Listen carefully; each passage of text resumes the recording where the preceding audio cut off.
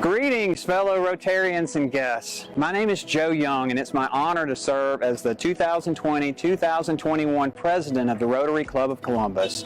Founded in 1915 with our first meeting in February of 1916, our club is one of the oldest and largest within Rotary International. Our membership includes a diverse set of leaders within business, city government, military affairs, healthcare, education, arts and culture, social services, and ministry, all sharing a common desire to improve our community and have a positive impact on the world around us. The world needs Rotary and the ideals that we represent now more than ever. The onset of the COVID-19 pandemic has dramatically changed the way we live, work, and interact with one another. School-aged children that were already struggling with food insecurity and educational development are falling further behind. Recent acts of violence perpetrated against our African American brothers and sisters have further highlighted the fact that systemic racism continues to plague our nation. Political division and social unrest continue unabated. The world needs our leadership. And while these are extremely difficult challenges to overcome, Rotary is well positioned to be part of the solution.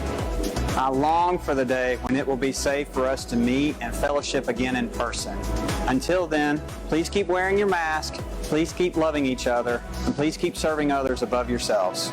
On behalf of my wife Vicki and our daughters Katie and Lynn, I want to thank you for all that you are doing to make our community a better place to live. It's my pleasure to serve alongside you. Now let's get to work.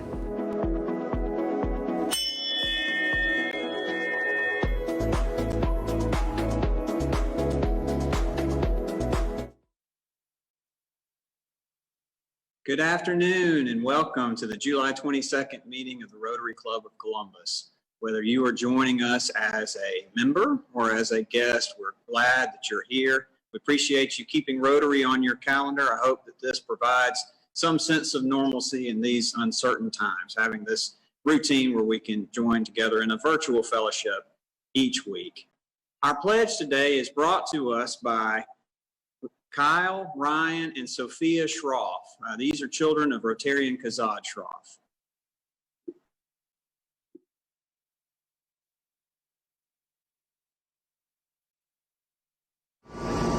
I pledge allegiance to the flag of the United States of America and to the republic for which it stands, one nation, under God, indivisible, with liberty and justice for all. Kyle, Ryan, and Sophia, thank you so much for leading us in the pledge. You guys did an excellent job. It's our club's tradition to honor a soldier each week at our meeting, and we're pleased to be able to do that today. Rotarian Pete Jones is going to do the introduction for us. President Joe, fellow Rotarians, I'm Brigadier General retired Pete Jones, and I stand here at the start of the last 100 yards here at the National Infantry Museum to introduce a very, very unique infantry soldier. Staff Sergeant Jeremy Williams was born in Guntersville, Alabama, and joined the Army in 2010. What's interesting about him is that not only was he an infantryman who deployed twice to Afghanistan, part of Alpha Company, first the 501st and 101st Airborne Air Assault Division, Fort Campbell, Kentucky. But his first deployment when he arrived was one as a dog handler. So I stand before you with an infantry dog handler who had a Belgian Malamute on his first tour, and then will also serve again not only as a rifleman, a team leader, a squad leader, and now he is serving in 1st Battalion, 29th Infantry and Bravo Company as an instructor for our young infantry lieutenants. But that's not sort of what makes him totally interesting. Many of you are probably not aware that as part of the Armed Forces, we support our Olympic effort. And what you see before you is just like we had a soldier from the Army Marksmanship Unit, we have a world-class athletes program that is stationed outside of Colorado Springs that takes power lifters like Jeremy here, and for 2 years he has competed at the international level, coming in 8th or 7th, I believe, in powerlifting with a specialty in the clean and jerk. And this young man can lift 410 pounds with over 380 pounds above his head. So, infantryman, power lifter, dog handler. He's also a qualified UAS Raven master trainer. But more importantly, I think last year you also were the 2019 Alabama Strongman. So what you're seeing is a true Renaissance soldier. So he is slated. He has a beautiful fiance and plans to get married at the end of 2020. I'm sure COVID is playing a little havoc on that. Absolutely. But things will come together. So on behalf of the Rotary Club, I'd like to present you a couple things. One, as always, you got to have a coin. And more importantly, for you and your fiance, we have what we call passports to the arts. So once we get past this pandemic and we reopen everything to include the museum here, these are 2 tickets to performances at the River Center, the Columbus Orchestra, Columbus State University, and the Springer.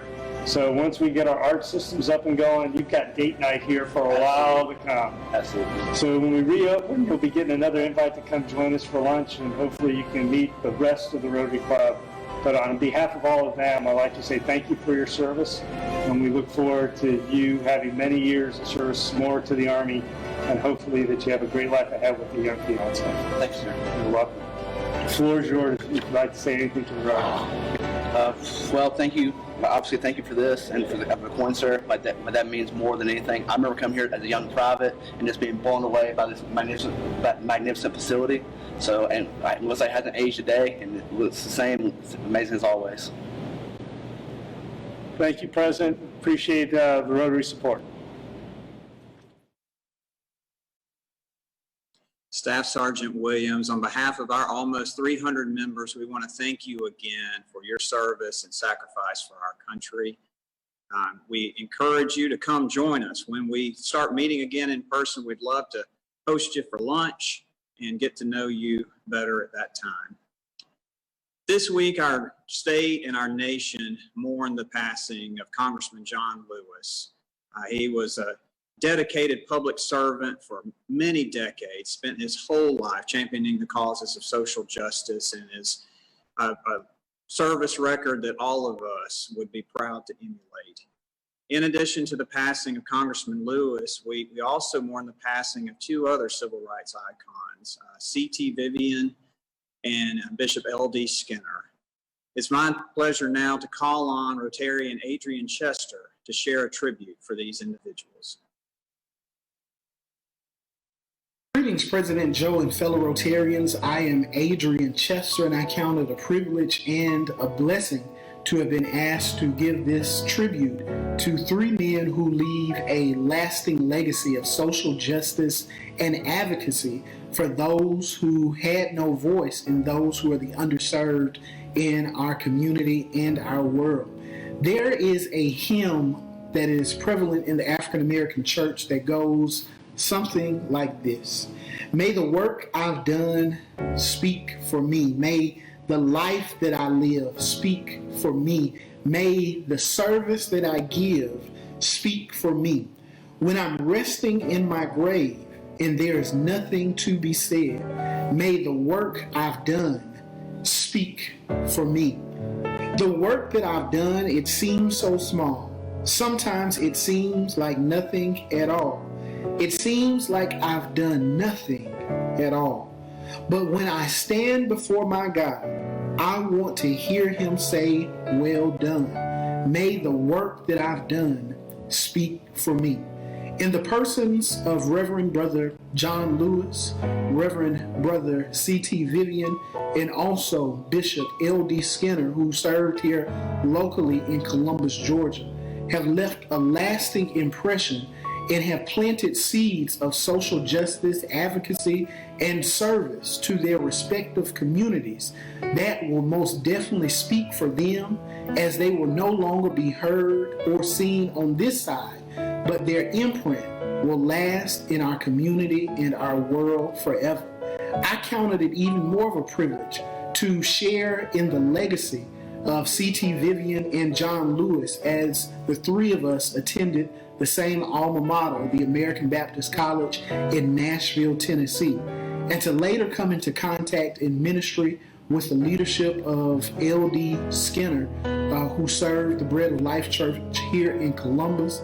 I charge our fellow Rotarians that the best way that we can honor their lives and carry on their legacy is to take up the Rotary model and follow their example of service above self. And not only service to those who can pay us back, service in return, but service unto those who will never be able to pay us back in any form or fashion, and continue to plant seeds for trees that we will never be able to benefit the shade from, but we will know that the next generation is better since we've passed this way.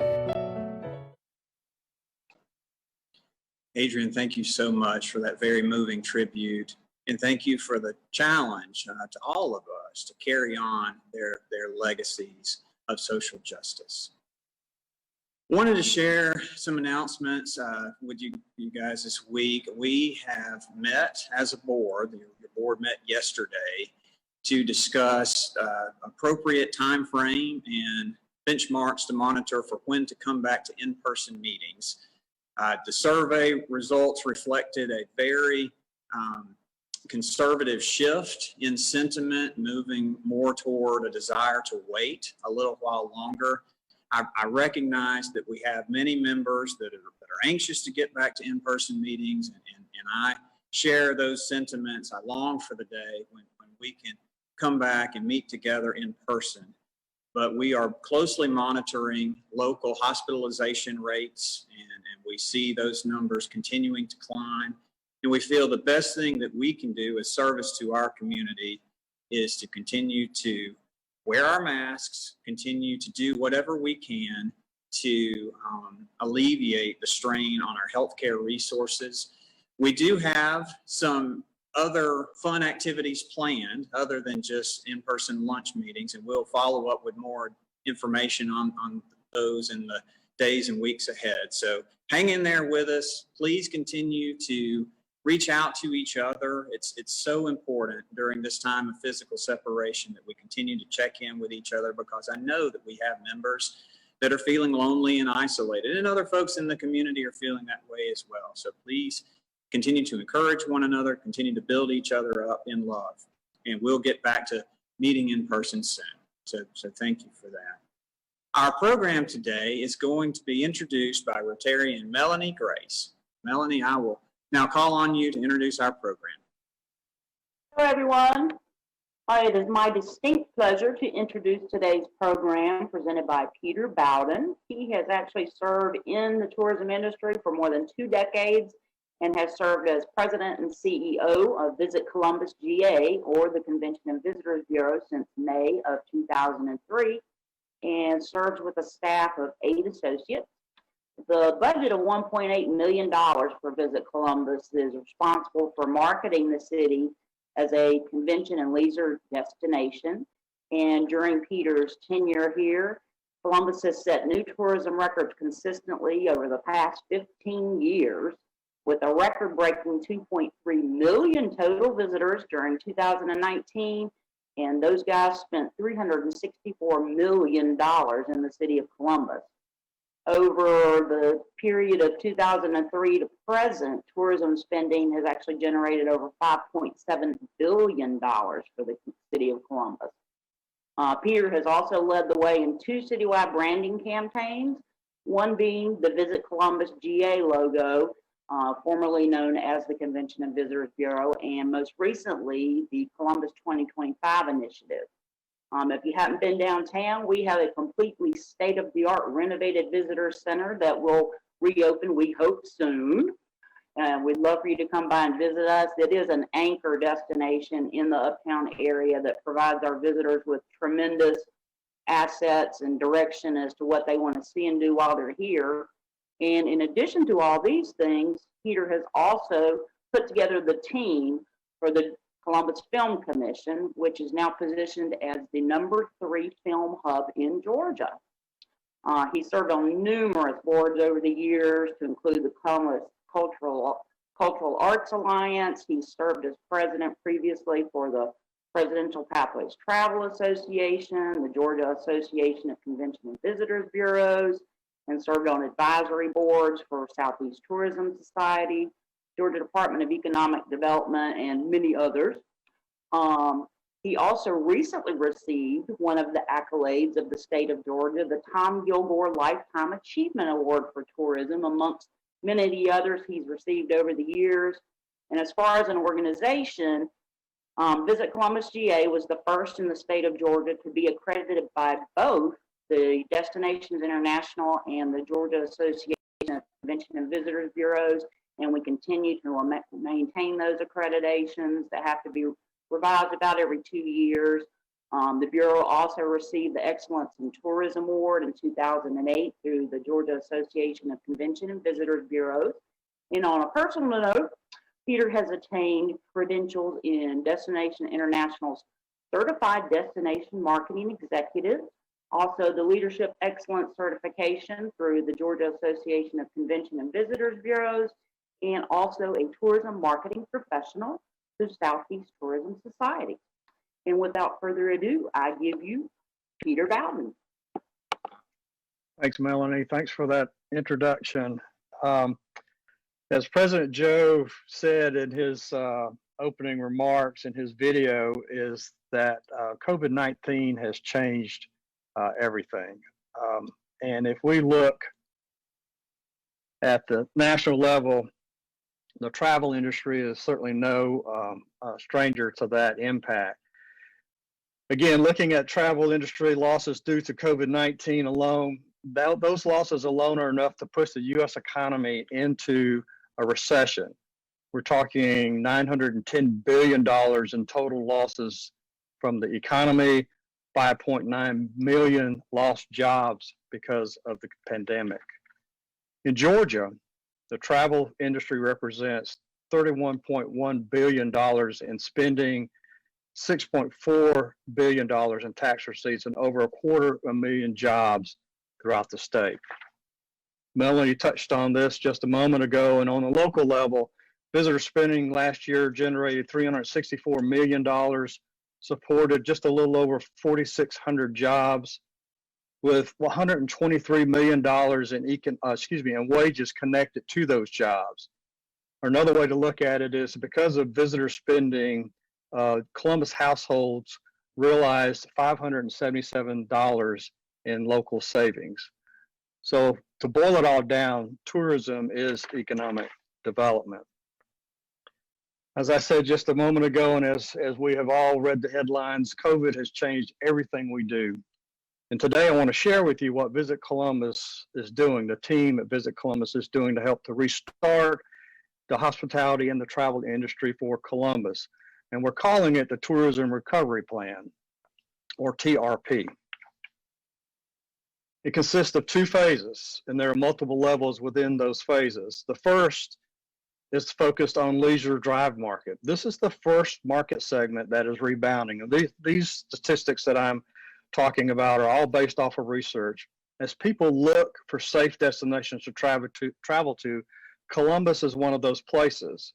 This table shows where we are in phase 1. We have passed through the mitigation process where we've gathered research, worked through various strategies, various timelines, and so forth, and we have begun to restart the tourism and hospitality engine for Columbus. And as I said, we have several scenarios that we have developed. The current one that we are working with is heavy social media across all social media platforms: Facebook, Twitter, Instagram, Pinterest, etc. And it's about strengthening the brand awareness of Columbus, of the destination. It's about furthering our reputation as an adventure destination with a vibrant food scene, arts and culture, entertainment. It's about increasing reach and audience development and growing awareness about the amenities that I think most that attend this meeting on a regular basis would agree is that this is the quality of life things that we all know and appreciate about our city. These are the things that we talk about. We've met with our key stakeholders and event planners, and we've asked them to work with us through this new campaign that we have launched about sharing their content with us, their photography, their video, etc. And our intention is to share that content and leverage those stories to tell the story about Columbus and why it is a fantastic and amazing place to visit.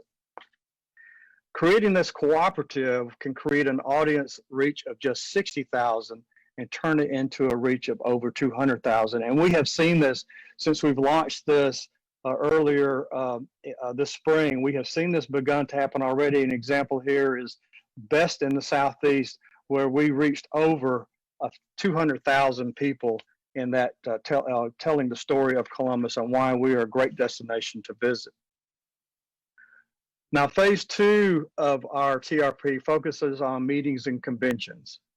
We're still in the mitigation process. We're beginning to transition to that reach start. We're still collecting data, but we are beginning to turn that machine back on. Primarily, there's this slowdown in this particular phase because meeting planners and destinations are still working through how to convene groups safely. And we just heard about how you as a Rotary Club are still going to meet virtually because of figuring out what's the best way to come back together. So here's some of the research we're following. 4 in 10 planners expect to come back in the marketplace by the end of 2020. Small meetings are coming back first, which is very exciting. And we're looking at different ways to conduct meetings. Meeting planners are looking at different ways to conduct meetings using a virtual component, and we'll talk about that in just a moment. Meeting planners are beginning to book, which is incredible and exciting news for the team and for the destination. They're not just looking anymore, they're actually beginning to sign contracts. Planners of all sizes of meetings are re-entering the marketplace, and we're specifically honing in on those small meetings because, again, as I said, they will come back first. Most planners are positive about the future. However, and this is what's driving the conversation, is that there are concerns about the cost specific to the adoption of safety protocols. How will meetings, how will the protocols and impact the cost of meeting space, and how will all this impact the cost of food and beverage? If we look at Columbus, how is Columbus trending in the pandemic? If we do a little color coding here, the navy represents the national trend, pink is the Columbus trend. The columns on the left is for meetings that have postponed, and as you can see, we're in line with the national average, 43 being those that percentile versus 42 for Columbus. These meetings that have rescheduled for the fall, so we're excited about that. On the right side of this table, again, Navy representing the national trend, pink being Columbus, you'll see that more of the 2020 postponed meetings have moved to 2021 compared to the national average. Again, this is exciting news because what this means is instead of canceling altogether, our clients have moved forward with their meetings, moving those either into first and second quarter of 2021. The good news is that 64% of all meeting planners are planning to return to the marketplace in 2021, and we'll talk about what that means for Columbus and some of the efforts to push that market even higher. There are some expectations, however, from meeting planners. They're concerned about how cancellations are going to be handled as far as if they have to push their meeting again, if they have to cancel it altogether. 46% believe that cancellation terms will be more flexible, and we're meeting locally with our stakeholders to research that, while 21% of those meeting planners feel that things will be tougher when it comes to working through contracts. The good news is that 40% are signing contracts. 40% of our meeting planners are signing contracts, which is, again, incredible statistics. And then, as we've mentioned, we're finding that smaller meetings are coming back first, and that really is critical to our strategy. So if we look to the future, 22% are saying it's too early to truly plan, and that's understandable as we move forward through the pandemic and we have to step back from time to time based on the level of infection rate. 35% are predicting they will conduct the same number of conventions and meetings pre-COVID-19.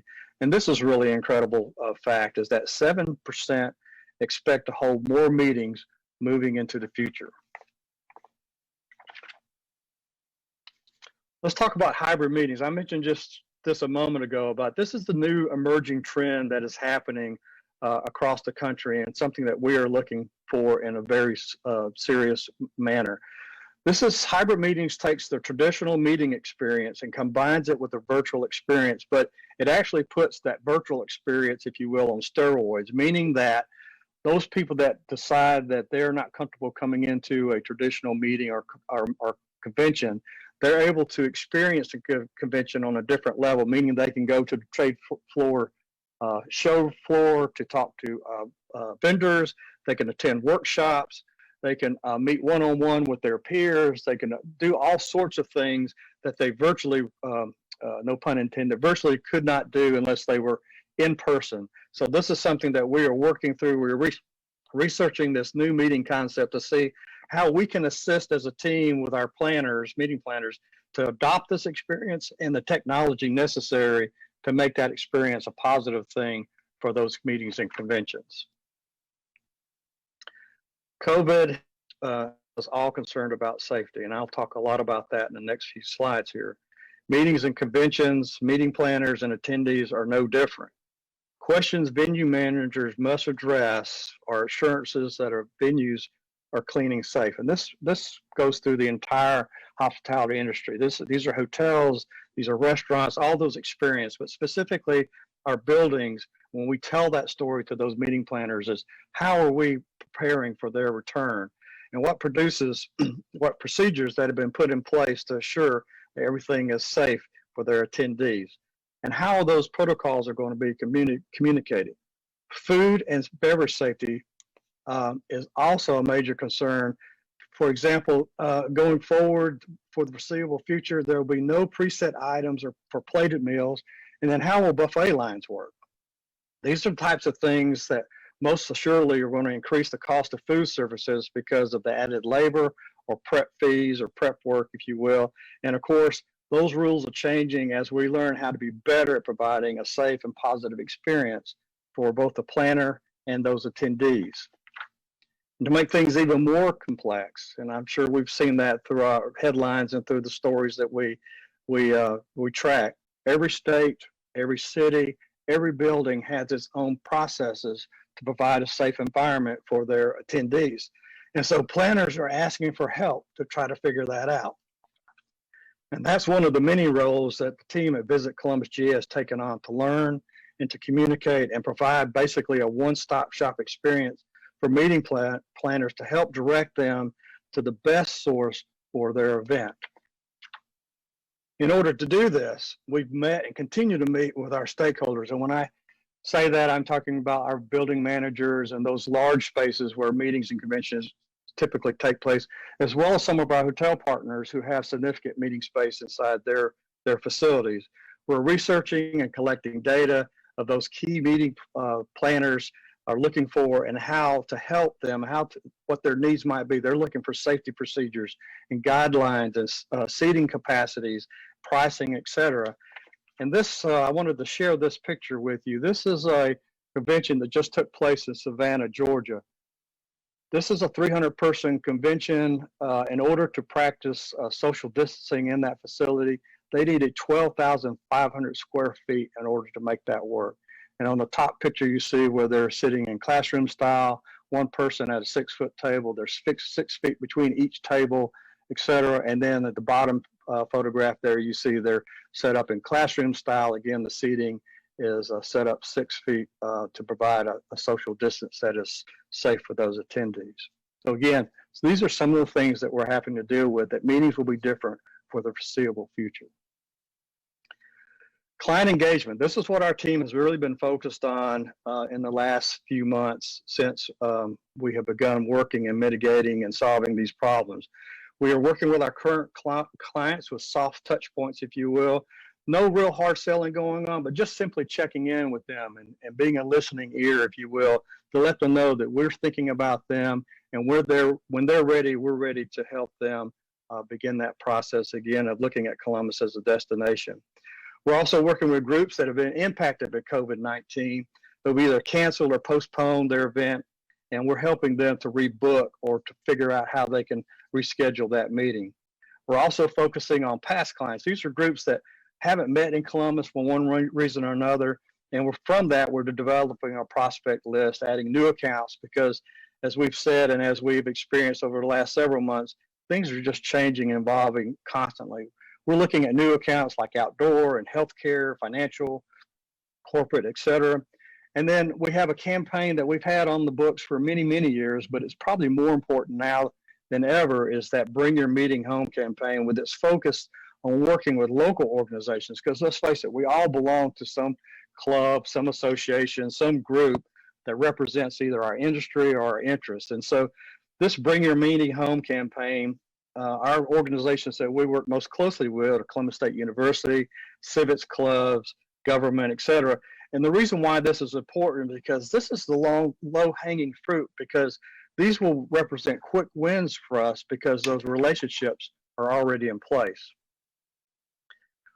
All of this market is directed at a drive market. Again, that is what our research is telling us, that planners, attendees are most comfortable with right now, because this is the primary market, associations, that will be back first. And again, we're looking for quick wins in order to restart this economic engine for the city. We're also looking at social markets. And when I say social, I'm talking about weddings and reunions, et cetera. And even though I mentioned these two specifically, we're not overlooking other markets. But this is our primary priority right now, because we're looking to create demand as quickly as possible for the marketplace. The TRP Phase 2 also has another component to it, and that is dealing with the new, driving awareness and demand for the convention center and the new hotel infrastructure that's coming online in Uptown. Part A is maintaining a regular communication with our existing client base and expanding that out. And then Part B, and this is critical to this strategy, is looking at the timeline and being aware of when to shift from simply maintaining a presence within our client base to actually hard selling, prospecting, and shifting into booking new business as this new infrastructure comes online. Part A uses email and paid social media campaign with a target of over 500,000 impressions beginning August through November. So again, it will expand our current database tremendously. And of course, as I said, we'll be watching the timeline to make sure that we're ready to shift from this Part A into Part B, where we're actually generating new business and turning on this aggressive awareness campaign. And let's talk about that for a minute. Part B, that new hotel awareness. We have 3 new hotels that are coming online in the downtown area, major renovation at the Columbus Marriott. This kicks everything into high gear with a heavy awareness and selling of this new hotel product. Talks about pricing. We'll talk about convention packages and the bonus types of activities that our planners are looking for their attendees. And this could be anything from the experiential showcase to team building, etc. And then we also, part of this, Part B, is the awareness campaign. And this, again, is the looking to pull from major markets where planners are looking to avoid high-density areas. Columbus is positioned ideally for that sort of group business, or prospect groups that could not meet in Columbus because of lack of infrastructure. That problem has been addressed. And then, of course, our goal is to generate leads or new prospects or business for our partners here in the Uptown area. Again, promoting the new product and building and maintaining those planner relationships going forward. I want to spend a couple of minutes, if you will, allow me to talk about how our hotels are performing since the virus has hit. Columbus is not doing as badly as some of our peer groups. We've talked to some destinations where they've actually seen either 0 occupancy or rate, or they have actually single digit occupancy. So this first chart talks about our hotel occupancy. You can see over to the left that when we started in January of this year, things were pretty much on track. And then as the virus spread and began to impact our society, we saw a dip in that. However, you can see that in April, we began a trend line back up. We finished the month of June at 47.5% occupancy. Certainly not where we were in 2019, represented by the white line. However, we are beginning to see some progress in returning to this process of keeping our hotels full. And again, our hats off to all the business and to all of our partners for driving that. If we look at average daily rate, again, this is citywide. These are average rates. You can, on the left-hand side of this chart, you see that we started the year actually ahead. If you look at the red line, we were actually ahead of where we were in 2019. But again, the impact of the virus severely impacted average daily rate across the city through our hotels. Again, you can see we have begun to trend back up, a slow recovery, if you will. We're certainly not out of the woods, and we expect this to both occupancy and average daily rate to see peaks and valleys as we move through this. Our research is telling us that this is probably things we will return to normal occupancy and average daily rate somewhere in 2023, barring anything unknown or unexpected. And then finally, I want to talk about an awareness campaign that Columbus that we've designed and working with our partners, that Columbus is a safe destination for visitors. And again, as we've talked through this and as you all have talked about it prior to me coming online here, is that is what people really is on their mind is where they're going, their experience is going to be safe. So we've developed a safety program or pledge called CARES, which is Columbus's Amazing Resources Ensures Safety. And if you're in our business, you know, we love an acronym. So we came up with our own, and we're super excited to have pushed that out. What this is basically is a pledge that as a provider, whether we are a meeting venue, hotel attraction, event planner, a restaurant, any business virtually in Columbus, that the management and staff of that organization have taken a pledge to provide a safe environment. And this goes from anything from hand washing to wearing face masks, practicing social distancing and so forth. And on the flip side, we're asking guests and visitors and patrons to do the same sort of thing, to follow similar safety procedures out of respect for one another and keep their families and people just safe around them.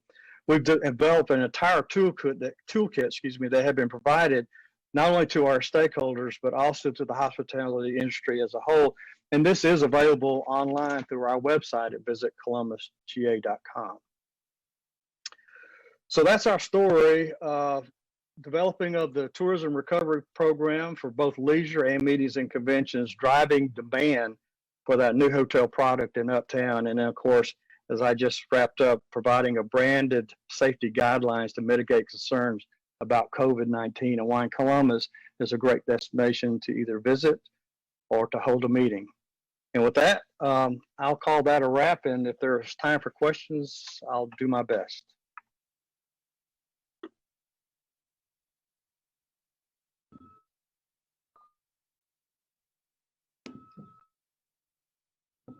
Hey, Peter, thank you for that presentation. It's certainly an interesting time, and I know it's our local hotels and our local economy and tourists and the momentum we know we have been gaining has been on our minds as most of us have been spending a lot of time at home. And we thank you and your team for continuing to keep Columbus on people's minds, to promote our city as a great place to visit and also a great place to live. You touched on average daily rate and hotel performance. Can you provide some more specifics about how this pandemic has impacted our local hotel motel tax as well as our sales tax income? Sure. Probably the best way to do that is in preparation for our fiscal 21 budget, which is a July to June process. What we did is we actually looked at the trending, what was happening when the pandemic began to impact the local economy. And so we actually have anticipated a 50% reduction in hotel revenue citywide. And this, of course, impacts us directly, but it also will impact the city coffers and as well as the hotels. What we have seen, interesting enough, is that the things that are driving a lot of the hotel occupancy right now are weekend business, and these are people locally that are checking into hotels for small staycation.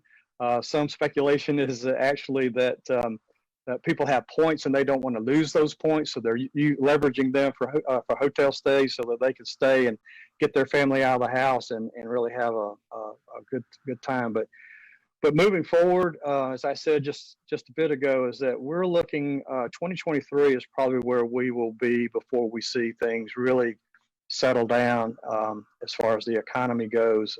And it's something that we will constantly review month to month with our board to make sure that we are aware of that so that we can adjust our programming and then certainly advise our city leadership as to what's happening from the hospitality industry. Wonderful, thank you. Here's another question. Is there any data on whether a community's ability to control the virus relates to tourism? Are tourists or meeting planners paying attention to local health data as they're making their plans? They are. It's interesting. The Longwood Research just released a study yesterday, and we're going to push that out later today, is that they're showing research saying that both the leisure and meeting planners are looking at destinations that require face masks or that are practicing wearing a face mask, a mandate of some sort, because that in their minds correlate with a destination being safe. And that's part of the messaging that we have been pushing out through our campaigns, is that why Columbus is safe and why we're pushing the outdoors, and as often as we can show people practicing the guidelines that the CDC says is what is expected to either curb or flatten the pandemic until there's a vaccine available. Great. One final question. You mentioned the drive market, and are you very optimistic about visitors choosing a city like Columbus for its size, its less densely populated area, and the offerings that we really have here in the coming years, even though it may take a while to return to normal? You think travelers are going to choose us and meeting planners will choose us over Absolutely. larger places? Absolutely. I mean, we've already begun to see that. We're fielding a lot of phone calls on the meeting side that deal with that sort of thing, where these planners are already looking at us from that aspect. We've seen a boost in our leisure travel. When we talk to our folks at the Whitewater Express, they're seeing a bump in their traffic. I was on a call yesterday, and our trail system is experiencing a high usage. The mountain bike trail at the Standing Boy likewise. So that's the top. When we first started looking at the research, that was the number one thing that came in. The first and foremost was that outside adventure was where both leisure and even meeting planners were looking at us, because it demonstrated that a community had leaned into this and they were promoting those things that would keep people as safe as possible. So that's a long answer to your question, but yes, I think that's going to help us. Columbus has always benefited by being a drive market overall, regardless of what market segments we've talked to, because we're an easy destination to get to. And I think with the strategies that we have going forward, working with our stakeholders, I think you'll see that happen through the course of time. Great. One, I know that I said that was the last one, but very quickly, have Fort Benning graduations helped keep occupancy numbers up? Benning is not allowing those families coming in as we once experienced. We are hopeful. There was talk about having that resume this month. I have not gotten any new news on that. Once that happens, I think we're going to see another increase in that occupancy for our hotel partners. But right now, because of those restrictions and trying to keep those soldiers safe, those family members are not allowed to visit their soldiers right now. And that, I imagine that's very difficult for them. It is. It is. Well, Peter, thank you so much for your time and your leadership, and we appreciate you spending some time with us. So, President Joe, back to you. Thank you. And Peter, I echo Cam's sentiments. We thank you so much. Thank you to you and your entire team for the work that you guys are doing. It's clear that you're put a lot of time and energy in trying to figure out, how to adjust to this new environment. So I'm excited that Columbus can still play a great role in recruiting these visitors into town, and we look forward to showing them great hospitality when they come. It's our club's it's our club's tradition to honor our speaking guest by donating a book to the children's section of the Columbus Public Library. So we're pleased to be able to donate a book today that will be inscribed with your name. So again, we thank you so much for sharing with us, and look forward to having you back again soon. As we wrap up, I want to just remind everybody, as we do every week, once again, wear your mask, love your neighbor, and serve others above yourselves. Let's get to work.